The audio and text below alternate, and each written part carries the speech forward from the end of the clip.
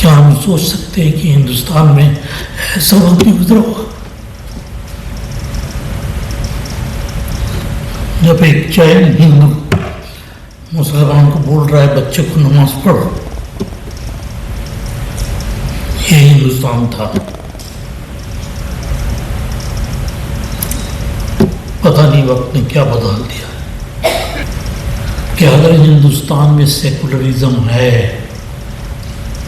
तो वो हिंदुओं की वजह से है। अगर हिंदू यहाँ सेकुलर नहीं होता तो सेकुलरिज्म यहाँ नहीं होता।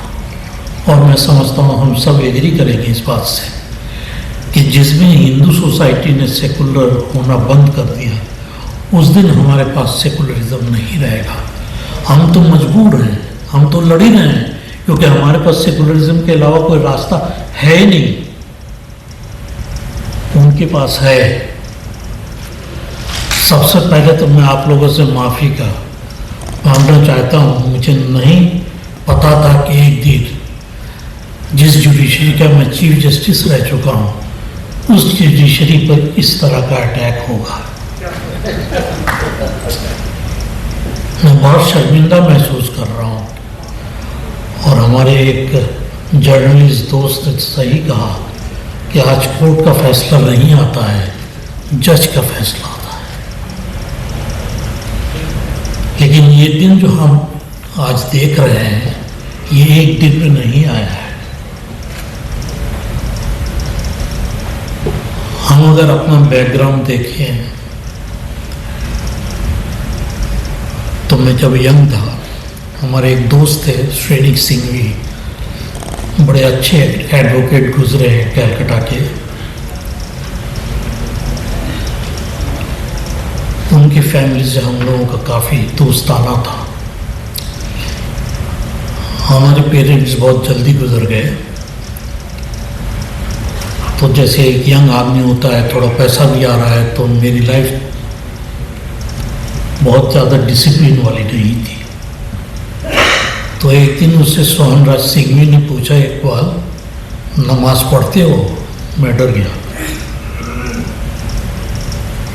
मैंने कहा कभी कभी। तो उन्होंने बोला कि पढ़ा करो। इतनी बात थी। थोड़े दिन बाद उन्होंने फिर मुझसे पूछा एक बार तुमने नमाज शुरू किया कि नहीं?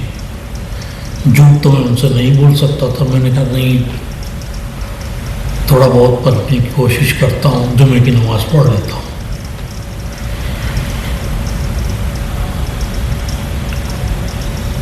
थर्ड टाइम जब उन्होंने मुझसे पूछा तो मेरा जवाब फिर भी मुकम्मल यस में नहीं था। तो उन्होंने बोला ऐसा करो, तुम सुबह की नमाज पढ़ लो, तुम्हारा लाइफ डिसिप्लिन हो जाएगा। और आज भी जब मैं नमाज पढ़ता हूँ सुबह की, मुझे सोहन राज सिंह बहुत याद आते हैं।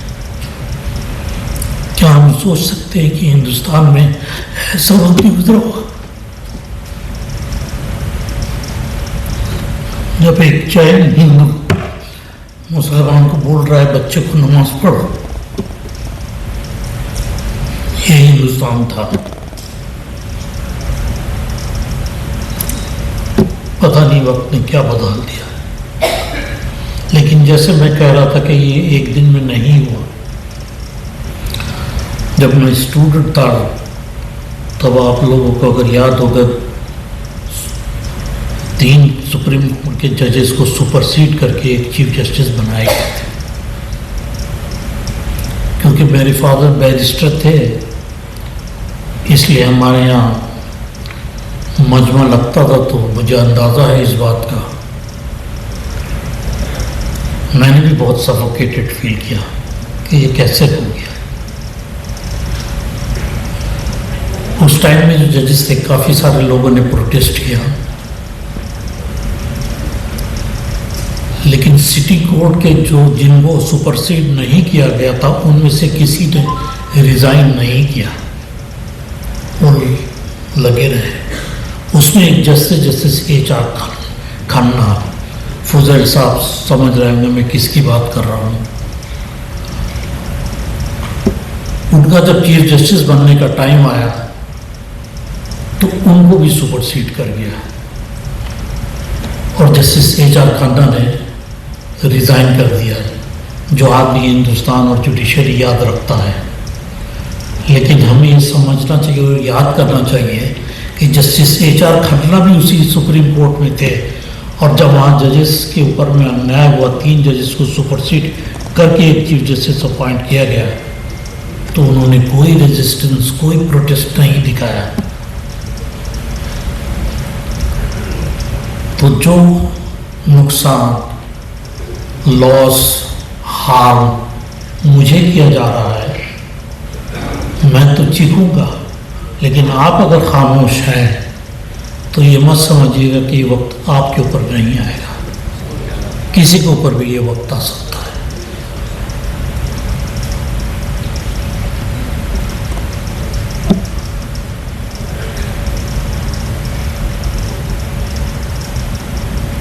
एक हमने पटना हाईकोर्ट में एक बेल दिया,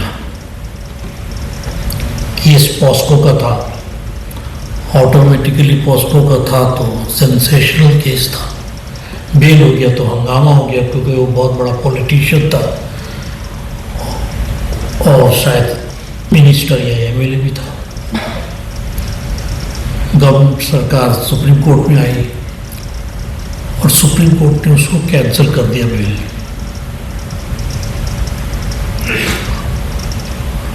अभी मेरे ख्याल में 1.5 महीना हुआ है, वो उस आदमी को क्लीन एक्विटल दिया हाई कोर्ट ने, क्योंकि उसको ट्रायल कोर्ट ने, जब सुप्रीम कोर्ट ने बेल कैंसिल किया तो ट्रायल कोर्ट की हिम्मत इतनी नहीं होती कि जल्दी से बेल दे दे, तो वहाँ भी सजा हो गई उसको। लेकिन जब हाई कोर्ट ने अब 9 साल बाद वो आदमी रिहा हुआ, और ये बोल के रिहा हुआ कि उसके केस पे कोई केस नहीं बनता, हमने नाइंसाफी नहीं की। आज अब उमर खालिद को याद करते हैं और करना भी चाहिए, लेकिन हमें उसको भी याद करना चाहिए जो 2 साल रह गया इस सिस्टम में, क्योंकि सिस्टम में वो करेज नहीं था, वो हिम्मत नहीं था कि एक अनपॉपुलर डिसीजन ले। ये जो पॉपुलरिटी का भूत जो जजेस में सवार हो गया है कि हम पॉपुलर बन जाए, जज हिसाब से हम लोग यहाँ पॉपुलरिटी पोल के लिए नहीं आए हैं। हमें कोई वोट नहीं चाहिए कि हम बहुत पॉपुलर हैं, हम इंसाफ के लिए आए हैं। और इंसाफ भी क्या है, आप में से बहुतों ने एक्टर सलमान खान का नाम सुना होगा। कुछ सालों पहले उनके अगेंस्ट में एक केस हुआ कि उन्होंने गाड़ी चलाते हुए शराब के नशे में गाड़ी चलाया और पेडिस्ट्रियन सोए थे, 3-4 उनके ऊपर में गाड़ी चढ़ा दी और मर गए। हंगामा हुआ, उनका ट्रायल हुआ, उनको सजा हो गई। तो जिनके घर के लोग मारे गए तो उन्होंने बोला अब इंसाफ हो गया। प्रोसिक्यूटर्स जो स्टेट ने बोला कि हाँ इंसाफ हुआ है। उसके बाद सलमान खान बॉम्बे हाई कोर्ट में अपील करते हैं और उनका अपील ग्रांट हो जाता है, उनकी सजा खत्म कर दी जाती है, वो एक्विटल हो जाता है। अब जो मर गए उनके घर वालों ने बोला ये बहुत बड़ी नाइंसाफी है, लेकिन सलमान खान के फ्रेंड्स रिलेटिव्स बोले कि ये इंसाफ हुआ है।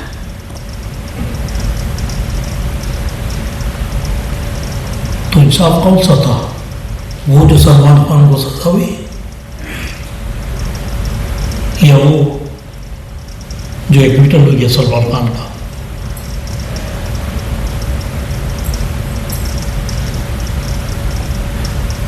दो जस्टिस तो नहीं हो सकता ना, एक ही जस्टिस होगा।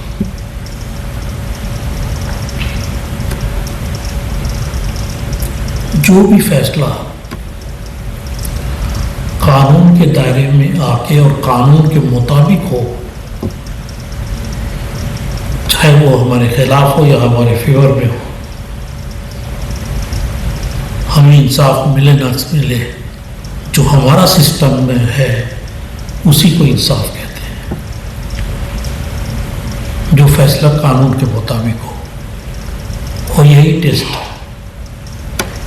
तो अगर वो ट्रायल कोर्ट का फैसला कानून के मुताबिक था तो वो नहीं था, और कानून का फैसला जो है हाई कोर्ट ने जो दिया वो अगर कानून के मुताबिक था तो वो जस्टिस है।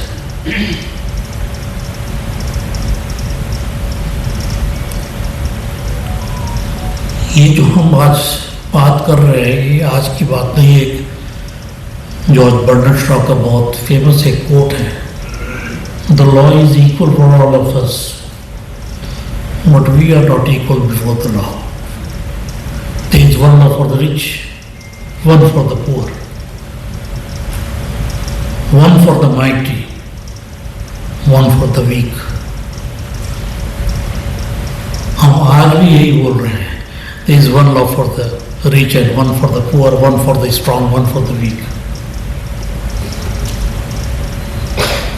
तो हम जब रूल ऑफ लॉ की बात कर रहे हैं तो हमें ऐसा ही लॉ बनाना होगा जिसमें जस्टिस दे सके हम लोगों को।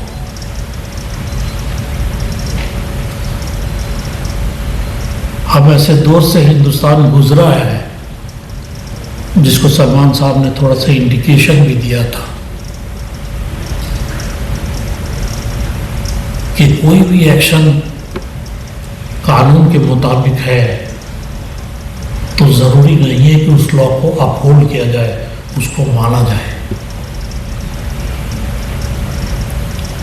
उसके बाद जो है ये आया, हमारे सुप्रीम कोर्ट ने बोला नहीं, अगर कानून बना हुआ है, कानून के मुताबिक एक्शन है तो दैट इज ऑल राइट, सही है। लेकिन फिर आया कि नहीं, ये कानून जो है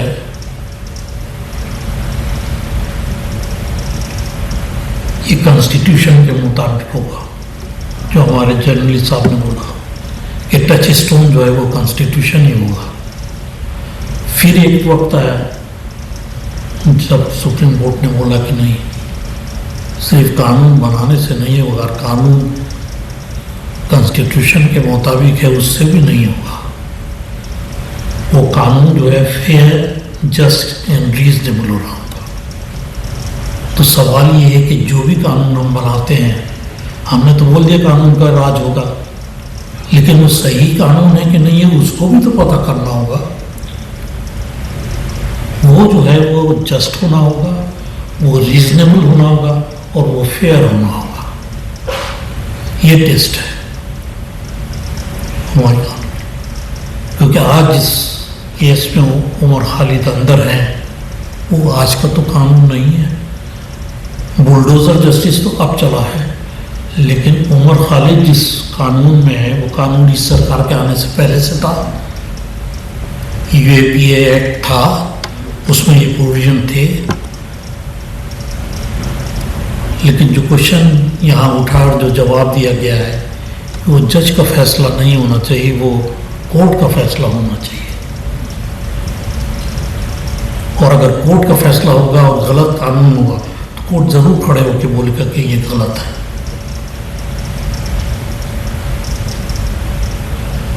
एक चीज, एक बार एक क्वेश्चन पूछा था, वो भी शायद मुझे अगर गलत नहीं याद आ रहा है तो जावेद अख्तर साहब ने पूछा था अटल बिहारी वाजपेयी से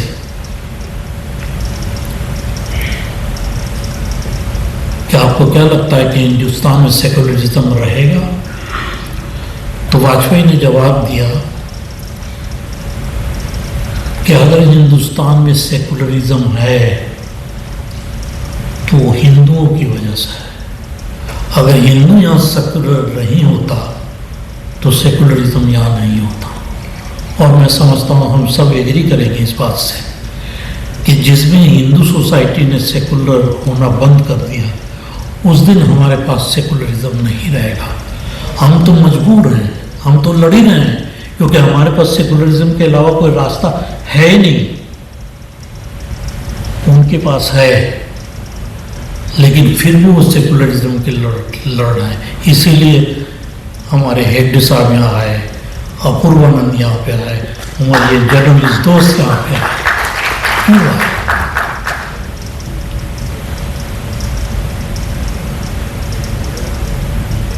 लेकिन मुझे बड़ी शर्मिंदगी है, पेपर में मैंने देखा है, सही गलत मुझे नहीं मालूम, अयूब साहब को ज़्यादा पता होगा क्योंकि ये बहुत एक्टिव है और मैं इनका बड़ा मशहूर हूँ पर्सनली भी और अपनी कम्युनिटी की तरफ से कि ये इतना इंटरेस्ट लेते हैं मजबूरों के लिए।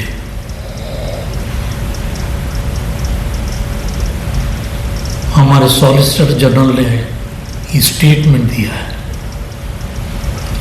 कोर्ट में उमर खालिद के केस में कि बेहतर यही है कि इस तरह के लोग जेल में ही रहें जब तक कि इनका ट्रायल खत्म ना हो। I am got shocked, can it be A statement of the solicitor general of India? Does not he know the constitution? Could not the जजेस रिबफ्ड हिम? जो टाइम हमने देखा, अगर इस टाइप का इररिस्पॉन्सिबल स्टेटमेंट कोई सॉलिसिटर देता तो फौरन कोर्ट उसको डांटता कि आप कॉन्स्टिट्यूशन के रखवाले हैं और आप इस टाइप की बात करते हैं कि बेहतर है कि आदमी जेल में रहे जब तक कि इसका ट्रायल खत्म ना हो जाए। लेकिन ये स्टेटमेंट तो उन्होंने दिया, कोर्ट का कोई रिएक्शन नहीं था, बल्कि कोर्ट ने जजमेंट में उसको सपोर्ट ही कर दिया। क्योंकि कानून में हम जानते हैं कि there is the rule, rejection is exception, इतना हम सब जानते हैं। लेकिन कानून जो यूएपीए में या दूसरे में जैसे narcotics and drugs and narcotic psychotropic substances act, इन सब में एक ये है कि अगर उसके खिलाफ एक मटेरियल मिला है तो जब तक कि वो अपने आप को गिल्टी न पर साबित कर सके तब तक वो जेल में रहेगा।